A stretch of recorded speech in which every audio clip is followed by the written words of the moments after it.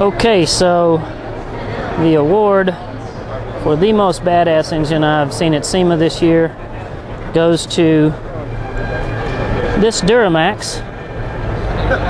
This is a blown Duramax with twin turbochargers.